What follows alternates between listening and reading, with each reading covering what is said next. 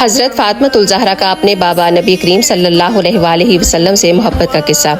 حضرت فاطمۃ الزہرا اپنے بابا نبی کریم صلی اللہ علیہ وآلہ وسلم سے بہت زیادہ محبت کرتی تھیں۔ ایک دفعہ آپ اپنے بابا نبی کریم صلی اللہ علیہ وآلہ وسلم کے گھر تشریف لائیں تو آپ نے پوچھا کہ بیٹی کیسے آنا ہوا؟ تو آپ نے اپنے دوپٹے کا پلو کھولا، اس میں سے روٹی کا آدھا حصہ آپ نے نبی کریم صلی اللہ علیہ وسلم کی خدمت میں پیش کیا اور کہا کہ بابا جان، یہ میں آپ کے لیے تحفہ لے کر آئی ہوں۔ تو آپ نے پوچھا کہ یہ کیسے ہوا؟ آپ فرمانے لگی کہ حضرت علی نے کچھ کام کیا ہے اور وہ آٹا گھر لے کر آئے۔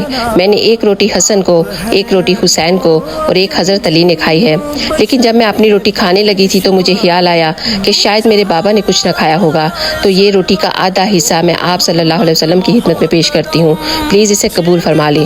تو ہمارے پیارے نبی صلی اللہ علیہ وسلم نے فرمایا کہ بیٹی، مجھے قسم ہے اس رب کی جس کے قبضے میں میری جان ہے، 3 دن سے میرے پیٹ میں روٹی کا ایک لقمہ تک نہیں گیا۔ اللہ اکبر۔